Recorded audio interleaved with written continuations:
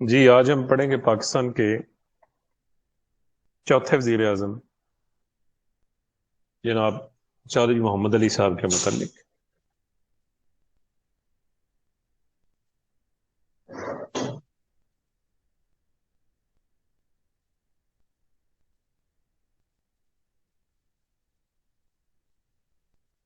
چودھری محمد علی کا دور اس لحاظ سے بڑا امپورٹنٹ ہے کیونکہ پاکستان کا پہلا آئین جو ہے جو 23 مارچ 1956 کو منظور ہوا وہ چودھری محمد علی کی سربراہی کے اندر نہ صرف منظور ہوا بلکہ نافذ العمل بھی ہوا، جسے ہم 56 کا آئین کہتے ہیں۔ ٹھیک ہے جی۔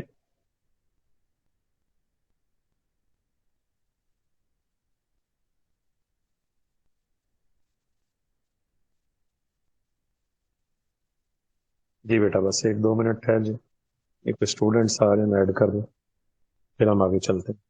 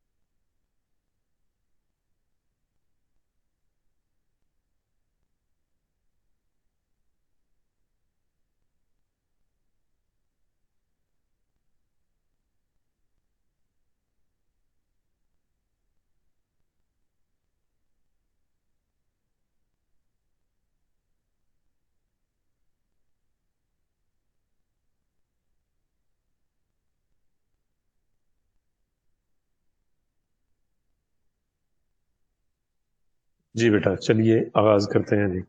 بسم اللہ الرحمن الرحیم۔ رب اشرح لی صدری ویسر لی امری واحلل عقدۃ من لسانی یفقہوا قولی۔ لاسٹ لیکچر میں ہم نے پڑھا تھا محمد علی بوگرا کے متعلق، پھر ان سے ریزائن لے لیا گیا اور ان کے بعد نئے وزیر اعظم جو نامزد کیے گئے وہ چودھری محمد علی ہیں۔ ان کا جو دور ہے وہ 11 اگست 1955 سے شروع ہوتا ہے اور 12 ستمبر 1956 تک چلتا ہے۔ تقریباً 13 مہینے، 1 سال اور 1 مہینہ یہ ملک کی وزارت عظمیٰ کے منصب پر فائز رہے۔ انتہائی محنتی، ذہین، ایماندار شخصیت کے مالک تھے، سول سروس سے وابستہ رہے، اور اگر آپ نے جو پچھلے سیشن میں ہم نے پڑھا بھی تھا، میں نے آپ کو بتایا بھی تھا اس وقت بھی، سول سروس کے لیے جو قائد اعظم نے کمیٹی بنائی تھی سول سروسز کے رولز کے لیے، اس کمیٹی کا سربراہ چودھری محمد علی صاحب کو بنایا گیا تھا آفٹر 1947۔ ٹھیک ہے جی۔ اب اسی طرح جب ان کو وزیر اعظم بنایا گیا تو بہت سارے چیلنجز اس وقت درپیش تھے ملک۔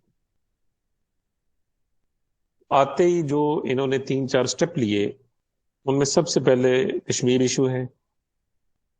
آپ نے اپنی پہلی نشری تقریر میں، ظاہر ہے اس زمانے میں ٹیلی ویژن نہیں تھا بھی، اور ریڈیو کے اوپر وزراء اعظم کی اور صدور کی، گورنر جنرل کی جو تقریریں ہیں وہ آیا کرتی تھی۔ اس میں انہوں نے کہا کہ 40 لاکھ کشمیری عوام جو ہے ان کو ان کے حق خود ارادیت سے محروم نہیں کیا جا سکتا۔ دوسرا اہم مسئلہ تھا ایسٹ پاکستان کا، مشرقی پاکستان کا۔ وہاں تقریباً ہر سال یا 1 سال کے بعد الٹرنیٹو ایئرز میں سیلاب ضرور آتا تھا، اور یہ سلسلہ وہ جب علیحدہ ہو گئے اس کے بعد بھی یہ جاری رہا بڑے عرصے تک. اب اس کے بعد انہوں نے جب اس کے باقاعدہ واٹر چینلز بنائے، پورا سسٹم بنایا، تو کافی حد تک ان سیلابوں کے اوپر کنٹرول کر لیا گیا. 25 لاکھ امداد انہوں نے مشرقی بنگال یعنی مشرقی پاکستان کے لیے مختص. اس کے بعد اگلے دو ان کے جو آپ سمجھ لیں کہ مین ایشو تھے، ایک ہے 1 یونٹ اور دوسرا تھا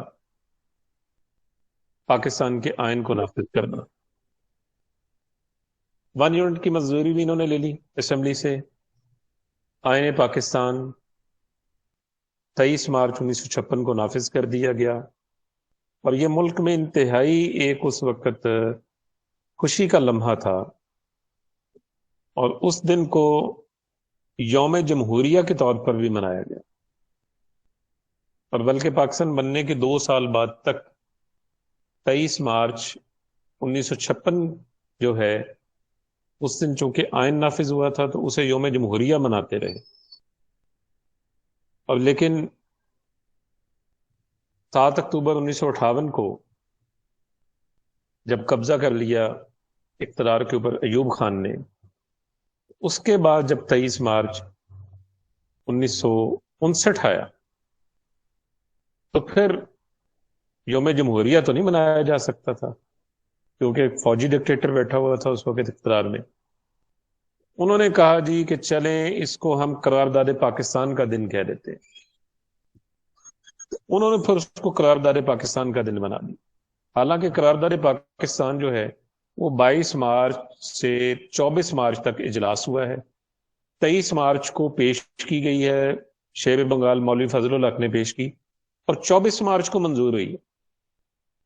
لیکن ہم اسے چلیں 23 مارچ کو منا رہے ہیں، اور وہ اس وجہ سے کہ ایوب خان نے کہا کہ وہ جو یوم جمہوریہ تھا اس کو اب یوم پاکستان یا پاکستان ریزولوشن ڈے کے طور پہ اس کو منا لیا جائے. اور آج جتنے بھی ایوارڈ وغیرہ دیے جاتے ہیں یہ بھی 23 مارچ کو دیے جاتے ہیں. بہرحال یہ ہماری کچھ تاریخی غلطیاں ہیں اس اعتبار سے، جس کو اس کے بعد کسی جمہوری حکومت نے بھی درست نہیں کیا. اور یوم جمہوریہ تھا یہ جو بعد میں پاکستان ریزولوشن ڈے بن گیا یا قرارداد پاکستان کا دن بن گیا. اب آجیے آگے. آپ نے جب حکومت سنبھالی تو یہ 2-3 بڑے بڑے کام آپ نے کرنے تھے. ایک تو 1 یونٹ کی منظوری تھی. سندھ سے کچھ مخالفت تھی. جو وزیر اعلیٰ تھا اس وقت کے سندھ کے پیرزادہ عبدالستار، انہوں نے اس بات پہ اختلاف کیا. آپ کو پتہ ہے ہماری اسٹیبلشمنٹ تو پہلے دن سے ہی بڑی مضبوط ہے. انہوں نے پھر اس کو برطرف کروا دیا. ایوب کھوڑو آگے نئے وزیر اعلیٰ، اور چند ہی دنوں میں سندھ اسمبلی سے 1 یونٹ کے قیام کے لیے قرارداد منظور ہو گئی. اس کے بعد ریپبلکن پارٹی بھی دن بہ دن مقبول ہوتی جا رہی تھی. یہ حسین شہید سہروردی کی پارٹی تھی ریپبلکن. اور دوسری طرف مسلم لیگ جو تھی وہ مغربی پاکستان میں تو مقبول تھی، لیکن مشرقی پاکستان کے جو اس کا اصلی گھر تھا، جائے پیدائش تھی، ڈھاکہ اور ایسٹ پاکستان، وہاں آہستہ آہستہ یہ ختم ہوتی گئی، اور وہاں لوکل پارٹیاں جو ہیں وہ آگے آنا شروع. پرجا پارٹی، اور اسی طرح جو میں نے آپ کو بتایا تھا کرشک سلامک پارٹی، پھر عوامی لیگ آ گئی، ریپبلکن پارٹی آ گئی. ان پارٹیز کا اثر و رسوخ بڑھتا گیا، اور ایسٹ پاکستان سے آہستہ آہستہ مسلم لیگ کا تقریباً خاتمہ ہو گیا. یہی وجہ آپ دیکھیں 1970 کے الیکشن میں وہاں سے ایک سیٹ بھی مسلم لیگ کو نہیں ملی. ساری نشستیں عوامی لیگ کو مل گئیں، اور کیونکہ وہ قوم پرستی کی بنیاد کے اوپر سارا کا سارا کمپین انہوں نے چلائی تھی، جو شیخ مجیب کی کمپین تھی. اب آجیے اس معاملات کو تھوڑا سا آگے لے کر چلتے ہیں. سب سے پہلے تو ہم چودھری محمد علی صاحب کے حالات زندگی آپ کو بتاتے ہیں. چودھری محمد علی صاحب جو ہے یہ ایک چھوٹا سا قصبہ ہے، ننگل انبیاء اس کا نام ہے، ننگل انبیاء، تحصیل نکودر، ضلع جالندھر. یہاں 15 جولائی 1905 کو پیدا ہوئے. اسلامیہ کالج لاہور سے تعلیم حاصل کی. پنجاب یونیورسٹی سے انہوں نے کیمسٹری میں MSc کی. پھر بطور لیکچرر کے گورنمنٹ کالج لاہور میں، اسلامیہ کالج لاہور میں کچھ عرصہ انہوں نے پڑھایا. 1928 میں اس وقت کی جو انڈین سول سروس تھی ICS کا ایگزام ہوتا تھا جو ICSS بن گیا. انڈین سول سروس کے ایگزام کو پاس کر کے ان کو Indian audit and account service میں ملازمت ملی.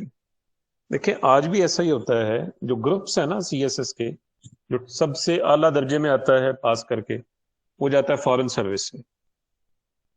پھر یہ جو سفیر لگتے ہیں، ہائی کمشنر لگتے ہیں. دوسرے نمبر پہ جو آتا ہے وہ DMG گروپ میں جاتا ہے، ڈسٹرکٹ مینجمنٹ گروپ ہے. اسسٹنٹ کمشنر بنتے ہیں، یہ آگے DC بنتے ہیں، کمشنر اور چیف سیکرٹری تک جاتے ہیں. پھر آتا ہے PSP. پولیس کے ایک تو وہ رینکر ہیں جن کے بیج کے اوپر پولیس لکھا ہوتا ہے، ایک ڈائریکٹ آفیسر آتے ہیں، PSP لکھا ہوتا ہے، پولیس سروس آف پاکستان. پھر کسٹم سروسز ہیں، اکاؤنٹ سروسز ہیں، انفارمیشن ڈپارٹمنٹ ہے. تقریباً کل ملا کے کوئی 25-26 ایسی منسٹریاں بن جاتی ہیں جن کے اندر ان کو تعینات کیا جاتا ہے. 1932 میں ریاست بہاولپور کے اکاؤنٹنٹ جنرل بنے اور 1936 میں دوبارہ حکومت ہند میں آ گئے اور اعلیٰ عہدوں پر فائز رہے. قیام پاکستان کے بعد سیکرٹری جنرل کے عہدے پر قائم مقرر کیے گئے. 1952 میں وزیر مالیات بنے، 55 میں آئین ساز اسمبلی کے ممبر بنے اور اس کے بعد جو ہے وزیر اعظم پاکستان بنے 11 اگست 55 سے سپتمبر 1956 تک. ان کی خدمات کو اگر اس لحاظ سے دیکھا جائے تو وہ بڑی امپورٹنٹ ہے، اور اس بات کا انہوں نے اپنی کتاب کے اندر، ان کی بڑی مشہور کتاب ہے چودھری محمد علی صاحب کی، emergence of Pakistan. Emergence of Pakistan کا ترجمہ ہوا ہے اردو میں ظہور پاکستان کے نام سے. اگر آپ میں سے اسے دیکھنا چاہے، اس میں انہوں نے اپنے بہت ساری چیزیں، واقعات اس میں لکھے ہیں. اور ایوب خان کے دور میں جو ان کا صدارتی الیکشن تھا، اس میں مادر ملت محترمہ فاطمہ جناح کی طرف سے انہوں نے باقاعدہ پوری حمایت ان کی. مولانا ابوالکلام آزاد نے بھی اپنی کتاب میں ان کی خدمات کو سراہا ہے، انڈیا ونس فریڈم کے اندر. آخر کار یہ سارے معاملات انہوں نے اپنے قریب سے دیکھے تھے. ہمارے یہاں یہی ہوتا ہے کہ جب تک کوئی بھی حکمران حکومت میں ہوتا ہے تو وہ کہتا ہے جی میرے ہاتھ پاؤں بندھے ہوئے ہیں، نہیں کچھ کر سکتا، کیونکہ اس کو بھی پتا ہوتا ہے کہ اگر میں کچھ مقتدرہ کی مرضی کے خلاف کروں گا تو میرے لیے مسائل بنیں گے. ان کے ساتھ بھی ایسا ہی ہوا، جو 1 سال کے بعد ان کو ان کے عہدے سے ہٹا دیا گیا. تو پھر کیا ہوتا ہے کہ ہمارے ہاں جو کچھ پڑھے لکھے لوگ ہوتے ہیں، ایک ضمیر پہ بوجھ ہوتا ہے، وہ پھر کتابیں لکھنی شروع کر دیتے ہیں. جیسے انہوں نے بھی کتاب لکھی، اس کے اندر ان ساری نظام کی خرابیوں کو انہوں نے انڈیکیٹ کیا. جیسے ایوب خان نے اپنا دور سارا گزار کے فرینڈ ناٹ ماسٹرز کتاب لکھی، اور اسی طرح جو ہے قدرت اللہ شہاب نے اپنی کتاب لکھی. حالیہ دنوں میں جو بڑی مشہور کتاب ہوئی ہے جنرل عزیز کی، یہ خاموشی کہاں تک، اس کے اندر بھی انہوں نے ان چیزوں کو واضح طور پہ بتایا کہ یہ جو سولین معاملات کے اندر ہم مداخلت کرتے ہیں یہ ٹھیک نہیں ہے، اور اس کے اندر بہت ساری چیزیں انہوں نے انڈیکیٹ کی ہیں کہ جن کی اصلاح ہونی چاہیے. سیکھنے کے لیے تو بہت کچھ ہمارے پاس موجود ہے، حمودالرحمان کمیشن رپورٹ بھی موجود ہے. لیکن بہرحال ایک اچھے وزیر اعظم سے ملک محروم ہو گیا، اور ان کے بعد جو ہے آگے تھوڑے عرصے کے لیے جو وزیر اعظم بنتے ہیں وہ اسماعیل ابراہیم چندری گر ہیں، پھر حسین شہید سہروردی آ جاتے ہیں. چلیے آج ہم ان کے جو دور ہے 1 سالہ یا 13 مہینے کا، اس کا جائزہ لیتے ہیں. سب سے پہلے مسئلہ کشمیر انہوں نے اجاگر کیا جی. کہتے ہیں کہ سابق وزیر اعظم مسٹر محمد علی بوگرا نے سب سے پہلے اس کے اوپر بات کی تھی. ان کے جانے کے بعد، مستعفی ہونے کے بعد، چودھری محمد علی جب اقتدار میں آئے، انہوں نے پھر کراچی میں 26 نومبر 1955 کو آل پارٹیز کشمیر کانفرنس منعقد کی. مختلف پہلوؤں کا جائزہ لیا گیا، کیونکہ دیکھیں کشمیر اس وقت بھی ایک برننگ ایشو تھا. اس وقت بھی یہ معاملات وہاں ٹھیک نہیں تھے، وقتی طور پہ دب گئے تھے. اس کی وجہ ہمارے یہاں مارشل لا آ گیا. پھر 1965 کی جنگ جو ہے وہ بھی، اس کا بھی جو مین پوائنٹ ہے وہ بھی کشمیر ہے. ہماری انٹیلیجنس ایجنسیوں نے، فوج نے، سیکورٹی کے اداروں نے ایک آپریشن کیا تھا جسے آپریشن جبرالٹر کہتے ہیں کشمیر کے اوپر، اور وہی وجہ بنی تھی ہندوستان کے پاکستان پر حملہ کرنے کی. وہ کہ ہم نے وہ جنگ جیت لی میدان میں، لیکن سفارتی میدان میں ہم وہاں ناکام ہوئے. جو تاشکند کے اندر ہمارے ساتھ ہوا وہ ساری دنیا نے دیکھا، اور اسی تاشکند کی اس شکست کی وجہ سے ذوالفقار علی بھٹو جو ہے پھر ان سے الگ ہو گئے تھے. سر چلیے جیت باہر. کیسے لی تھی؟ جی بیٹا. سر جیت کیسے لی تھی؟ جو ہمارا مقصد تھا وہ تو ہم نے اچیو نہیں کیا. ہم نے ڈیفینس اپنا کیا، اس کا یہ مطلب تو نہیں کہ ہم نے جیت لیا.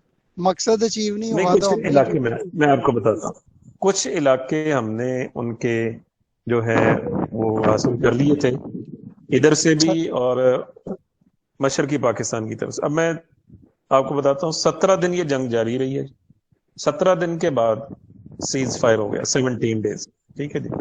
اس کے اوپر کتاب بھی لکھی گئی ہے 17 دنوں کے اوپر.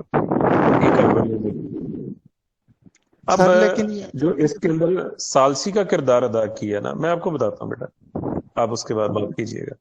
سالسی کا کردار ادا کیا رشیا نے. رشیا ظاہر سپر پاور تھی اس وقت، دو ہی سپر پاور تھی. اس ریجن کی سپر پاور رشیا تھی. رشیا نے ہوسٹ کی وہ کانفرنس جس میں اس نے مصالحت کروانی تھی. اب یہ بڑی مضحکہ خیز بات ہے جو میں آپ کو بتانے جا رہا ہوں. اس کا حوالہ قدرت اللہ صاحب کی کتاب میں بھی موجود ہے اور بھی کئی کتابوں میں ہے. ایوب خان پوری کانفرنس کے اندر سنجیدہ ہی نہیں ہوئے. ٹھیک ہے. کشمیر مسئلہ جو تھا اس کے اوپر بات کی جا سکتی تھی، کافی کچھ ان سے منوایا جا سکتا تھا، اور اوور کانفیڈنس کا شکار تھے. دوسرا یہ کہ جو ان کے مد مقابل جو بندہ آیا تھا مذاکرات کرنے کے لیے، انڈیا کا جو اس وقت کا وزیر اعظم تھا لال بہادر شاستری. شاستری کو آج بھی آپ گوگل سے ویکیپیڈیا پہ یا کسی جگہ پہ اس کو دیکھیں. شاستری ایک چھوٹے قد کا وزیر اعظم تھا، کہتے ہیں 5 فٹ 2 انچ اس کا قد تھا، لیکن بڑا زیرک آدمی تھا لال بہادر شاستری. تو کہتے ہیں کانفرنس کے اندر بیٹھے ایوب خان اس کو مذاق کرتے رہے کہ چھوٹا سا وزیر اعظم میرے ساتھ کیا مذاکرات کرے گا. اور کہتے ہیں وہ کوئی چائے کی ٹیبل پہ بیٹھے گپ شپ ہو رہی تھی، کہنے لگے کہ شاستری میرے ساتھ کھڑا ہو جائے تو میری بیلٹ سے اوپر یعنی ناڑے سے اوپر اس کا قد نہیں ہے. کیونکہ ایوب خان قد کاٹ 6 فٹ سے بھی زیادہ ان کا قد تھا، خوبصورت جوان، یعنی ہزارے کے ہری پر ہزارہ ان کا، یعنی سنجیدہ ہی نہیں ہوئے. اور پھر اس کے بعد جو رشین اس وقت پرائم منسٹر تھا اس نے ڈانٹا ہے اس کو. اس نے کہا تمہیں پتہ ہے تم جس کا مذاق اڑا رہے ہو یہ شاستری عظیم قوم کا عظیم رہنما ہے. اور اس وقت وزیر خارجہ تھے ان کے ساتھ ذوالفقار علی بھٹو صاحب. اب یہ سارا کچھ جو تماشا بنا وہاں پر، جو کچھ حاصل کرنے کے لیے گئے تھے کچھ بھی نہیں حاصل کر سکے، خالی ہاتھ واپس وہاں سے لوٹ پڑے. اور شاستری جب وہاں سے واپس پہنچا تو کہتے ہیں راستے میں اس کو ہارٹ کا پرابلم ہوا، اور جب وہ پہنچا انڈیا میں تو 1-2 دن میں اس کا انتقال ہو گیا شاستری کا. یہ بات بالکل ٹھیک ہے، اس میں کوئی شک نہیں ہے.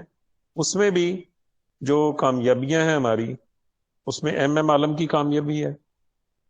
ایم عالم بنگالی تھا اور ساری زندگی یہیں رہا، اس کے بعد وہ واپس نہیں گیا جب 71 کا سانحہ ہوا جس نے وہ طیارے انڈیا کے گرائے تھے. اور دوسری کامیابی جو ہے یہ آپ کے ایسٹرن بارڈر سے ہے. بہت ساری چوکیاں ہم نے ان کی اپنے قبضے میں لے لی تھی، کچھ علاقوں میں وہ بھی آگے آئے تھے، اس کے بعد معاملہ وہاں رک گیا. جی بیٹا اب آپ بات کریں. میجر عزیز بٹی بھی تھے سر لاہور میں جنہوں نے روکے رکھا. جی بالکل بالکل ٹھیک جی کہا. سر، وہ میں کہہ رہا ہوں کہ کامیاب اس لیے نہیں ہوئے کہ جو مقصد تھا، ایک تو یہ ایوب خان بعد میں بھی نان سیریس تھے، اور ایون کہ جب پلاننگ ہو رہی تھی یہ جو آپریشن کی، یہ چونکہ یہ لیڈر تھے ان کو بھی اندر شامل نہیں کیا گیا. یعنی بعد میں بتایا گیا اندر ہی اندر کچھ جرنیل پلاننگ کر رہے تھے جیسے آئی ایس آئی یا انٹیلیجنس ایجنسی. تو آپریشن تو ان کا مقصد تھا آپریشن کرنے کا کہ کشمیر لینا ہے، کشمیر میں یہ گھسے، تو مقصد تو وہ تھا، اس میں تو ہم کامیاب نہیں ہوئے. اور ایون کہتے ہیں کہ ہم کامیاب، یعنی وہ ان کی جو کہتے ہیں سپلائی لائن، وہ ہمارا مقصد تھا. کشمیر میں آگے تک ہم پہنچے بھی، کشمیر میں بھی کامیابی ہم पकड़ने वाले थे, लेकिन ये कुछ जर्नल्स हैं, मेरे ख्याल से याह्या खान भी इन्वॉल्व थे इक्तदार के लिए। देखें ऐसा बेटा, है ये पहली दफा ऐसा नहीं हुआ, मैं आपको बताता हूँ।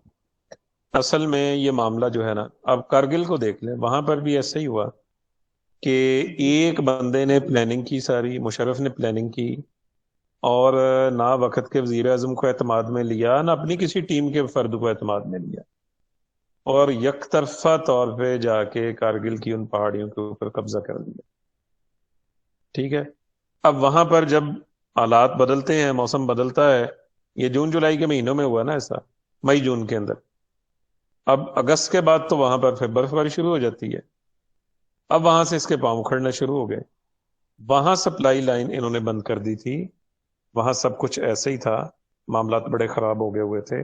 लेकिन ये जो आप बात कर रहे हैं ना कि आपस में, यही एक बहुत बड़ा प्रॉब्लम है। ये दो तीन दफे ऐसे नाकाम ऑपरेशन किए गए हैं जिसकी कोई प्रॉपर प्लानिंग नहीं की गई, कोई तरीकाकार नहीं अपनाया गया, जिसकी वजह से हमें पे दर पे शिकस्तों का सामना करना पड़ा। सर, फौज में इतना ज्यादा डिसिप्लिन होता है, वो तो फौज है, इवन के छोटी सी प्रॉब्लम से वो फारग कर देते हैं।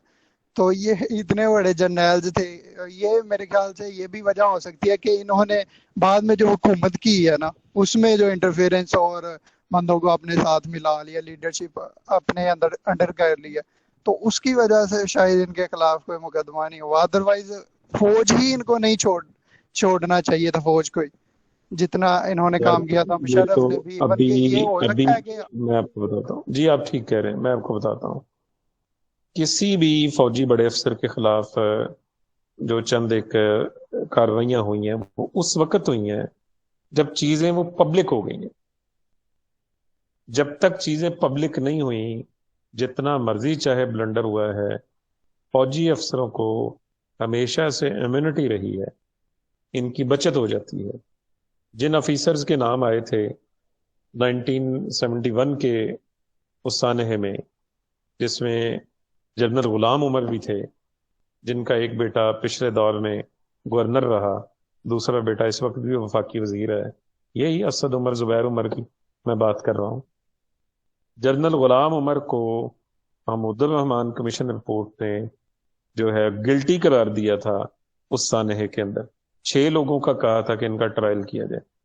वो 6 के 6 जो हैं, ना सिर्फ ये कि उसमें से स्किप कर दिए गए, बल्कि उनको पूरी मराहत मिली, अपनी पूरी पेंशन और सारा कुछ लेके वो घरों को गए। बेटा, जो चीजें पब्लिक हो जाती है ना, शायद आपने सुना होगा, 92 का वाकया है। सिंध के अंदर एक फौजी ऑफिसर था, मेजर था, उसने बेगुनाह 12 हारी जो है वो कत्ल कर दिए थे, और मशहूर कर दिया था कि ये सारे के सारे जो हैं दहशतगर्द थे। बाद में जब बात चली, पता लगा कि ये सब इनोसेंट लोग थे। उसमें से एक खानदान जो है उस केस की पैरवी करता रहा, कितने साल वो केस चलता रहा, और सुप्रीम कोर्ट में जब उसकी अपील गई, और उसके बाद जब उसको नहीं सुना गया, तो उस खानदान की 2 खवातीन ने हैदराबाद के अंदर खुदकुशी कर ली, खुदसोजी की, अपने आप को आग लगा ली उन्होंने। अब फिर उसका फैसला किया गया, और उस खानदान में एक बूढ़ी माई बची थी, उसका फीचर बड़ा चलता रहा है, माई जिंदो उसका नाम था। उसको फांसी के वक्त बुलाया गया, उसके सामने उस मेजर को फांसी दी गई, हैदराबाद जेल के अंदर जो है। वो भी आप देख लें, सारा खानदान मरवा के, हर चीज खत्म करा के, तब उसको, वो भी इसलिए कि ना सिर्फ उसमें मुल्क के अंदर आर्टिकल बड़े बड़े लिखे जा रहे थे, बदनामी हो रही थी, इंटरनेशनली बहुत बड़ा जो है ना, एक हमारे ऊपर ब्लेम आ रहा था। तो जो चीजें तो इनकी पब्लिक हो जाती हैं, उनके ऊपर एक्शन हो जाता है। जो पब्लिक नहीं होती, उनके ऊपर कोई एक्शन नहीं होता। अब आप देखिए, जितने भी हमारे जो फौजी जर्नैल जो आज बैरून मुल्क में बैठे हुए हैं, सवाए जनरल असलम बेग के, उनके जितने असासाजात हैं, क्या वो एसेट्स बियॉन्ड इनकम नहीं है? इनकी जितनी मराहत इनको मिलती हैं, एक लेफ्टिनेंट से लेके लेफ्टिनेंट जनरल तक, वो सारी मराहत जो हैं, आप कैलकुलेट कर लें, बल्कि उसको 10 के साथ मल्टीप्लाई कर लें, तो फिर भी इनकी जायदादें उससे ज्यादा हैं। اب آپ دیکھیں، لیکن وہ کسی بھی کھاتے میں کسی بھی اعتصاب کی زد میں نہیں آتے. یہ ہمارا مسئلہ ہے اس اعتبار سے. اور اس کی وجہ یہ ہم کیوں مار کھا رہے ہیں کہ ہم جس سے خطے میں موجود ہیں وہاں سیکیورٹی کنسرن ہمارے بہت زیادہ. 2250 کلومیٹر کا بارڈر آپ کا افغانستان کا ہے، 1600 کلومیٹر کی پٹی آپ کی بھارت کی ہے جو انسیکیور ہے، 800 کلومیٹر کا آپ کا بارڈر ایران کے ساتھ ہے، وہاں بھی مڈ بڈ ہوتی رہتی ہے، کئی دفعہ اخبارات میں آ جاتی ہے، کئی دفعہ نہیں آتی. یہ سارے معاملات ہیں ہمارے جس کی وجہ سے ہم یہ سب کچھ برداشت کر رہے ہیں. ورنہ آپ دیکھیں آئین پاکستان کیا کہتا ہے. آپ بھی آئین کے طالب علم ہیں، میں بھی قانون کا طالب علم رہ چکا ہوں، بلکہ ہوں اب بھی. آئین کیا کہتا ہے کہ ہر ادارہ اپنے دائرے میں رہ کے کام کرے گا. ٹھیک ہے جی. یہ عرفان صدیقی کا ایک ناقابل اشاعت کالم چھپا جی چند دن پہلے، وہ بھی کسی لوکل ویب نے دیا، میں نے رات کو اسے پڑھا ہے. 4 جرنیل گئے ہیں جی رفیق تارڑ کے پاس، صدر پاکستان کے پاس، جون 2001 میں. انہوں نے کہا تارڑ صاحب آپ ریزائن دے دیں. جنرل مشرف ہے، جنرل محمود ہے، اور جنرل یوسف ہے، ایک اور جنرل. تارڑ صاحب آپ ریزائن دے دیں. تارڑ صاحب کیونکہ جج بھی رہ چکے تھے، پھر تارڑ بھی تھے، پھر گجرانوالہ سے بھی تھے، یہ ساری چیزیں ہیں. تارڑ صاحب نے کہا کہ آپ کو پتہ ہے کہ آئین کے لحاظ سے میں سپریم کمانڈر ہوں تمام فوجوں کا، اور آپ سب لوگ میرے ماتحت آتے ہیں، اور آپ لوگ کیا مجھ سے استعفیٰ طلب کر سکتے ہیں؟ کہتے ہیں جب یہ جواب اس نے کھرا سا دیا یہ خاموش ہو گئے. اس کے بعد واپس آئے. اگلے دن مشرف صاحب کے چیف ایگزیکٹو آفس سے ایک آرڈر جاری ہوا جس کے تحت صدر صاحب کو برطرف کیا گیا. دوسرا آرڈر جاری ہوا جس کے تحت مشرف صاحب کو صدر نامزد کیا گیا. مشرف صاحب کے پاس اس وقت چیف آف آرمی سٹاف کا عہدہ تھا، chief of joint chief of staff committee کا، یعنی تینوں مسلح افواج کے سربراہ کا، اور اس وقت انہوں نے صدر کا عہدہ سنبھالا. جسٹس ارشاد حسن خان جو اس وقت پی سی او جج تھے، انہوں نے جناب ان سے عہدے کا حلف لیا. کسی نے نہیں پوچھا کہ جناب ایک سرکاری ملازم، ایک فوج کا سربراہ، 2 بڑے اداروں کو ہیڈ کرنے والا ایک اتنا بڑا سویلین عہدہ کیسے سنبھال سکتا ہے. اور جناب جسٹس صاحب رفیق تارڑ صاحب جو چند دن پہلے ان کو آئین اور قانون کا درس دے رہے تھے، اور یہ کہہ رہے تھے کہ جناب میں سپریم کمانڈر ہوں، سپریم کمانڈر صاحب کو انہوں نے صبح 10 بجے انفارم کیا، اور سپریم کمانڈر صاحب نے 1:30 بجے جو ہے نا لاہور میں آ کے ظہر کی نماز ادا کی، 2 بجے یا 1:30 بجے آ کے، اور آرام سے اپنے گھر میں آ کے بیٹھ کے، اور جنہوں پنجابی کہنے نا دند تو دند نہیں چکے پھر اس کے بعد سکون نہ لا کے بیٹھ کے. یہ بیٹا یہ حقیقتیں ہیں، ہم ان سے انکار نہیں کر سکتے. اچھا جی ٹھیک ہے، کوئی اور بات کرے. سر میں ایک بات کہہ دوں کہ کیا یہ کامیابی ہے اگر میں کسی اپنے دشمن کے گھر کے باہر جا کے اسے بولتا ہوں بھائی، اور بعد میں باتیں کرتا ہوں ادھر فیل ہو گیا آگے کہ بھائی جی میں تو آپ کی گلی میں کھڑا تھا، جا کے میں نے تو آپ کی گلی کو بند کر دیا تھا، تب تک جب تک وہ باہر نہیں آئے تھے. یعنی کہ کارگل میں بھی وہ ادھر جا کے تو چلا گیا جب وہ پیچھے چلے گئے تھے، لیکن جب وہ آئے لے کے تو نواز شریف بھی کام پر رہے تھے، نواز شریف کا رسپانس بھی نہیں تھا کیونکہ انہیں انفارم ہی نہیں کیا گیا تھا. تو یہ کامیابی چرچے کرتے ہیں کہ کارگل میں کتنے ہمارے سپاہی شہید ہوئے تھے، اور وہ تو بعد میں جو اپنا کیپٹن وہ کرنل شیر خان یا اس جیسے جتنے بھی تھے بہادر انہوں نے فائٹ کی. فائٹ تو نچلے لیول پہ ہوئی، لیکن ناکامی کیا ہے؟ یہی ہے جو اس کو کامیابی کہتے ہیں کہ میں ادھر آپ کے پہاڑوں میں کھڑا ہو گیا ہوں. تو کھڑا تو تب ہوا ہے یہ کہ جب وہ چلے گئے تھے پیچھے، اور جب وہ گھر سے باہر نکلے ہیں اسلحہ لے کے آئے ہیں تو یہ سائڈ پیچھے آ رہے ہیں اور کہہ رہے ہیں میں کامیاب ہو گیا ہوں، اور کوئی حصہ بھی ہم نے یعنی ادھر سے کوئی لینڈ اچیو بھی نہیں کی. بس بیٹا یہ معاملات ایسے ہیں کہ جن کے حوالے سے اگر آپ دیکھیں نا اس کو تھوڑا سا بادی النظر، جس سے رفتہ قانون کی لفظ میں ایک یہ ٹرم بولی جاتی ہے، جج صاحب کہتے ہیں جی بادی النظر میں جناب آپ گلٹی پائے گئے ہیں. اور بادی النظر میں اگر اس سارے معاملے کو دیکھا جائے نا، اس کا صرف ایک ہی چیز وجوہات ہمارے سامنے آتی ہیں. جب چیزیں بیٹے اوور لیپ کرتی ہیں نا، جب اپنے دائروں سے باہر نکلتی ہیں، تو پھر اسی طرح سے ہوتا ہے. آپ دیکھ لیں کہ دنیا کے کسی بھی معظم ملک میں، ایون انڈیا میں دیکھ لیں جہاں کبھی ماشاء اللہ نہیں لگا، آج بھی آپ دیکھ لیں مودی وہاں ہیڈ کرتا ہے، سب کے سب اس کے سامنے بیٹھے ہوئے ہوتے ہیں، جتنے بھی فوجی سربراہان. پالیسی اسی نے دینی ہے ان کو. ٹھیک ہے، اثر و رسوخ ہے ان کی بھی، فوج کا سب کچھ ہے، لیکن جہاں تک پالیسی کی بات ہے، اور ان کی آپ آرمی چیف سے پوچھ لیں، وہ کہے گا جی جو پردھان منتری کہیں گے وہی ہوگا. اور وہ سوچ بھی نہیں سکتے اس طرح کی کوئی بات کہ وہ کل کو اقتدار میں آ جائیں یا کوئی اور اس طرح کا معاملہ. تو ہمارے ہاں چونکہ ایک کلچر بن گیا ہوا ہے پچھلے 60-70 سال سے، تو دیکھیے یہ آگے کب تک چلتا ہے، کب یہ ختم ہوتا ہے. تو فی الحال تو پرانی تنخواہ پہ آپ کو گزارا کرنا پڑے گا. سر اگر یہ بات مان بھی لی جائے کہ نواز شریف اس ٹائم وہ ان کو سپورٹ نہیں کر رہے تھے اور پریشر تھا ان پہ اپنے ایون کے وہ دوست ممالک کا بھی، لیکن بعد میں جب ان کو اقتدار ملا ہے، زبردستی لیا ہے یا جیسے بھی لیا ہے لیکن آ گئے ہیں، تو پھر کشمیر پہ حملہ کیوں نہیں ہوا؟ پھر کیوں نہیں سیاچن کا بدلہ لیا گیا؟ جی ٹھیک ہے، میں آپ کو بتاتا ہوں نا. سر وہ پھر تو امن کسی بھی معاہدے حوالے ہو سے، گئے بھائی کے ساتھ. ہاں جی، میں وہی آپ کو بات کر رہا ہوں، کیونکہ وجہ یہ تھی آج تک بھی ایسے ہی آپ کی جتنی سیاسی حکومتیں آئی ہیں، کسی نے کوئی ایسے جارحانہ اقدامات نہیں کیے. بھٹو صاحب سب سے زیادہ ان میں سمجھے جاتے تھے. بھٹو صاحب نے بھی یہ 5 فروری کی چھٹی بھٹو صاحب نے شروع کروائی تھی، سب کچھ کیا انہوں نے، لیکن سفارتی ذرائع ہی استعمال کیے گئے. اور اس کی مین ریزن بھی یہ ہے کہ ہندوستان جو ہے خطے کے اندر اس وقت وہ ایک بڑی طاقت تصور کیا جاتا ہے عالمی سطح کے اوپر، اور ہم چونکہ اس اعتبار سے اپنی بقا کی ایک جنگ لڑ رہے ہیں، اور اس وجہ سے ہمیں پھر اس کے مقابلے میں ایٹمی دھماکے بھی کرنے پڑتے ہیں. وہ تھوڑی سی ہمارے ساتھ گڑبڑ کرتا ہے تو اس کا ڈبل جواب بھی دینا پڑتا ہے، کیونکہ ہماری بقا اس کے بغیر نہیں ہے. تو جہاں تک کشمیر کا معاملہ ہے، تو وہ اسی طرح سے لنگر آن ہو رہا ہے کہ کبھی بھی اس کے اوپر کوئی سنجیدہ بات چیت آج تک نہیں ہو سکی.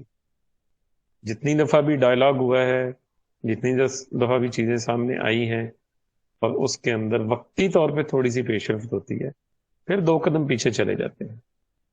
مشرف دور کے اندر جو بات چیت کہہ رہا نا، اس سے منموہن نے بھی اپنی کتاب میں کہا کہ ہم کشمیر کے حل کے قریب پہنچ چکے تھے کہ وہ درمیان میں وکلا تحریک آ گئی. اس وقت بھی اس کا حل جو تھا وہ ڈویژن کے اوپر وہ کر رہے تھے کہ کشمیر کی ڈویژن جو ہے اس کو تھوڑا سا رد و بدل کر کے ایکسپٹ کر لیا جائے اور لائن آف کنٹرول آپ کی انٹرنیشنل بارڈر بن جائے. تو بھی یہ تھا، آج اس کی تصدیق ہو چکی ہے. لیکن چلیں، میں ساری بات کو یہاں وائنڈ اپ کرتا ہوں. آپ پڑھتے ہیں نا قانون کے اندر ایک چیز، قدرتی انصاف کے اصول، نیچرل لا آف جسٹس ہوتے ہیں. پڑھی ہے نا یہ بات آپ نے؟ قدرتی انصاف کے اصول کیا ہیں؟ یعنی دن ہو تو روشنی ہی ہوتی ہے، تو رات نہیں اسے کہہ سکتا.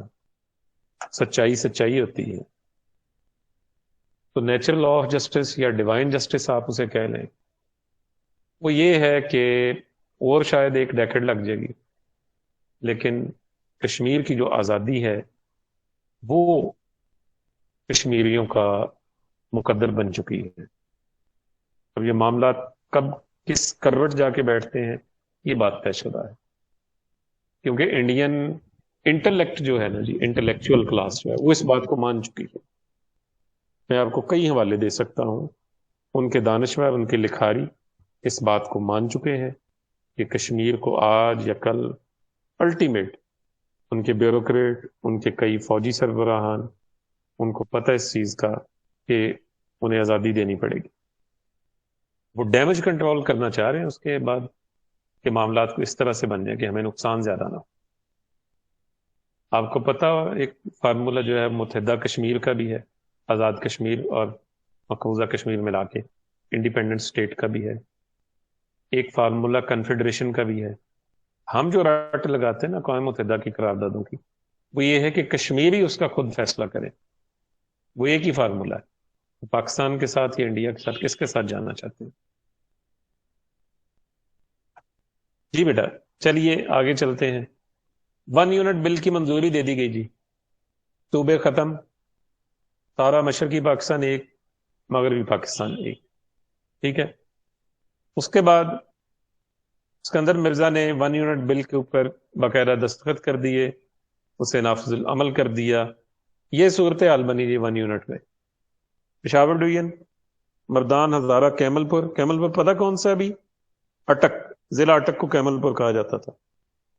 پشاور، مردان، ہزارہ، ملکہ علاقے، مالاکنڈ، مہمند اور وہ خیبر تک، خیبر ایجنسی تک، یہ سارا Peshawar division. D I Khan میں آپ دیکھیں ڈیرہ اسماعیل خان، بنو کوہاٹ، میاں والی بھی جو اس وقت پنجاب کا حصہ ہے وہ بھی اس کا حصہ قرار دیا گیا. بنو کوہاٹ، کرم اور شمالی وزیرستان. کرم ایجنسی ہے یہ، کرم دریا بھی ہے. راولپنڈی ڈویژن میں راولپنڈی، جہلم، گجرات. شاہپور ضلع ہوتا تھا جی، سرگودا ضلع بعد میں بنا ہے، پھر شاہپور ختم کر دیا گیا. لاہور، شیخوپورہ، گجرانوالہ، سیالکوٹ لاہور ڈویژن میں. ملتان، جھنگ، لائل پور آپ کو پتا ہے فیصل آباد. اور منٹگومری کون بتائے گا جی مجھے؟ منٹگومری جنرل منٹگومری کے نام پہ یہ ضلع آباد کیا گیا تھا. کون سا ضلع ہے یہ موجودہ؟ سر یہ ساہیوال کیوں ہے. بھائی؟ ساہیوال ہے، شاباش، بالکل. ساہیوال اس وقت ڈویژن کا درجہ رکھتا ہے. باولپور، باول نگر، ایم یار خان، مظفر گڑھ اور ڈیرہ غازی خان. خیرپور ڈویژن آ گیا جی سندھ میں، ریاست خیرپور. اس کے بعد جیکباباد، سکھر، لاڑکانہ، نوابشاہ.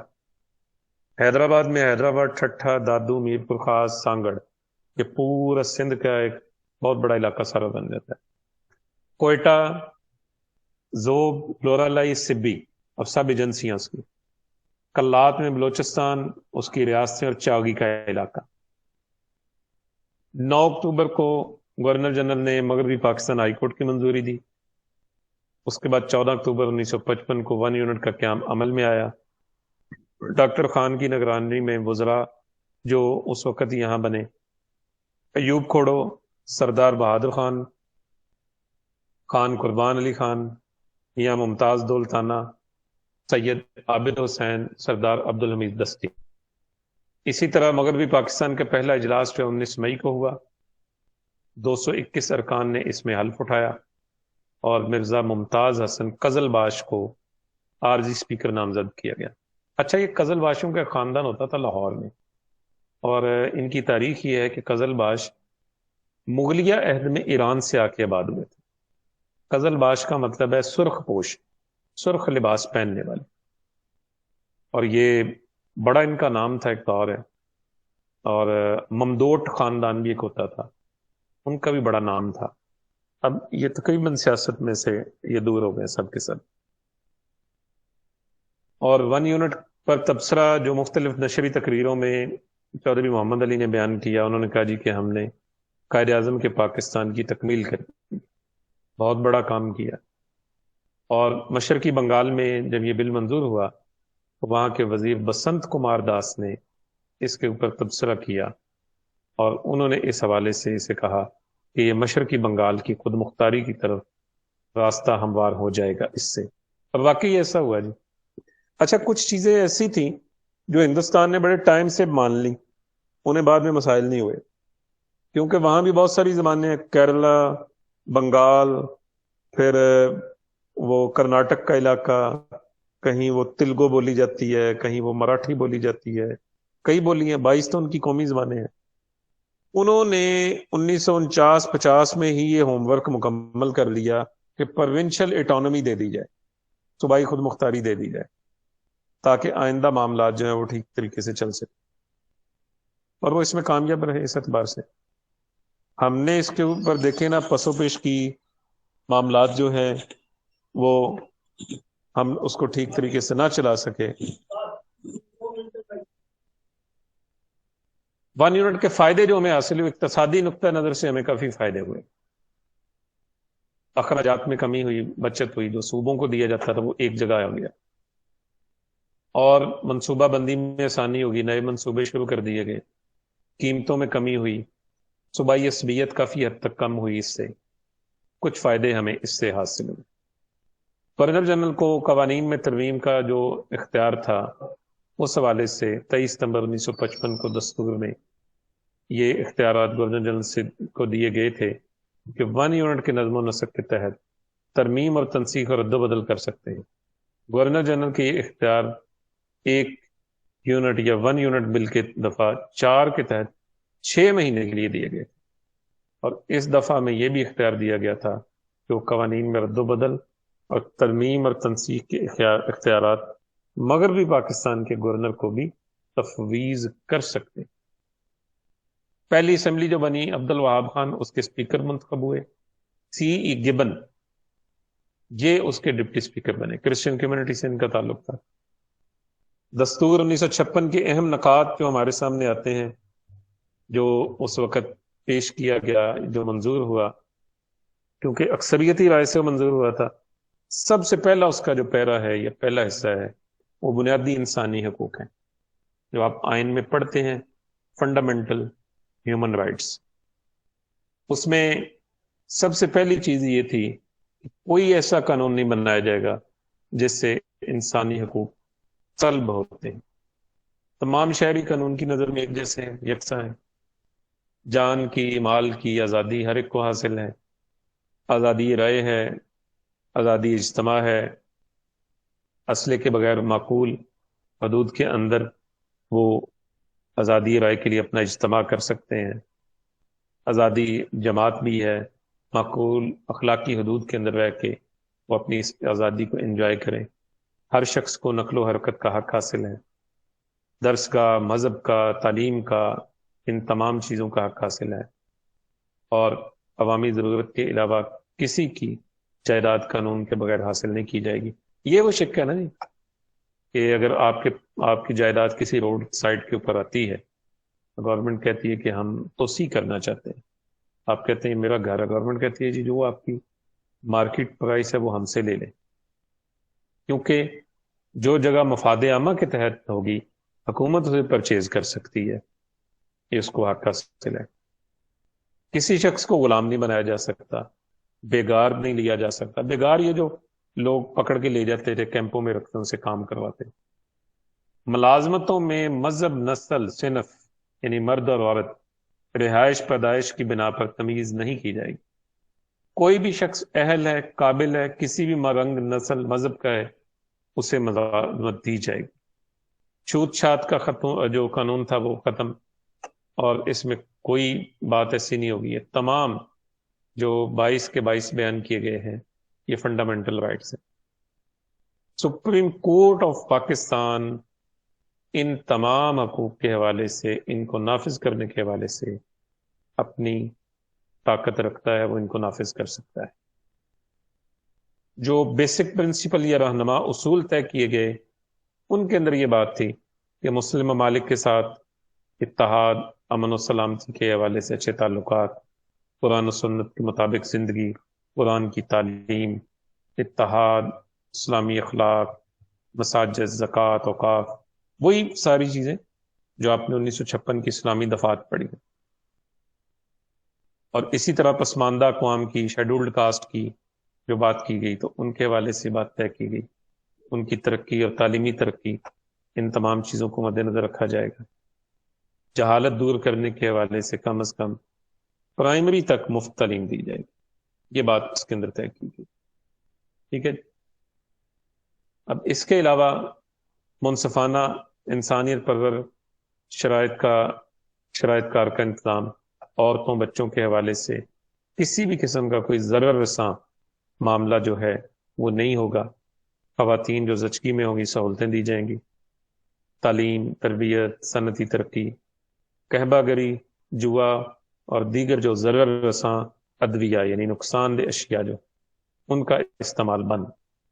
غیر مسلموں کو مذہبی اغراض اور طبی ضرورتوں کے لیے کے سوا شراب کا استعمال بند۔ کیونکہ دیکھیں، میں نے ایک حوالہ آپ کو دیتا ہوں، پنجاب اسمبلی کے ایک ممبر تھے کرسچن، انہوں نے اسمبلی میں قرارداد پیش کی تھی۔ انہوں نے کہا جناب ٹھیک ہے، آپ ہمیں شراب کے لائسنس دے رہے ہیں، ہمارے لوگوں کے لیے وہ ایک ذریعہ روزگار ہے، لیکن شراب عیسائیت میں بھی حرام ہے، جس طرح باقی مذاہب میں حرام ہے نا، عیسائی مذہب میں بھی شراب پینا جائز نہیں ہے۔ تو انہوں نے کہا کہ یہ جتنے بھی کرسچنز کے نام کے پرمٹ بنتے ہیں شراب کے، ان سے خرید کے سب شراب مسلمان پیتے ہیں، یا زیادہ تر مسلمان ان سے خرید کے شراب پیتے ہیں۔ آج بھی آپ دیکھ لیں، شراب کے جتنے لائسنس ہیں نان مسلمز کے نام ہیں، اور ان سے خریدنے والے جو ہیں، ان کے مین کسٹمر جو ہیں، وہ آپ کو پتہ ہے زیادہ تر کون لوگ۔ اس کے ساتھ ساتھ بلا تمیز ذات پات لوگوں کی بہبود اور ان کو بہتر مواقع دیے جائیں گے، دولت چند ہاتھوں میں جمع نہ ہو، تاجر اور مالک یعنی آجر اور اجیر، مالک مزارع، ان کے حقوق طے کیے جائیں گے، روزگار کی سہولتیں فراہم کی جائیں گی، لازمی social life insurance. Social insurance سے مراد یہ ہے کہ جو سرکاری ملازمین، ان کو سوشل سیکورٹی وغیرہ بلا تمیز مذہب، ملت، ذات پات، تمام شہریوں کو بنیادی حقوق، زندگی، خوراک، لباس، مکان، تعلیم، حق حاصل ہے ان کو۔ اپاہج، بیمار، بیکار کی وجہ سے مستقل یا عارضی کمانے کے قابل نہیں، ان کو حقوق حاصل ہے۔ معاوضوں کا جو فرق ہے، تفاوت ہے، کم کیا جائے گا۔ ربا یعنی سود جس حد تک ممکن ہوگا اسے کم کیا جائے گا۔ ٹھیک ہے جی، چلو کافی ہے بیٹا اتنا۔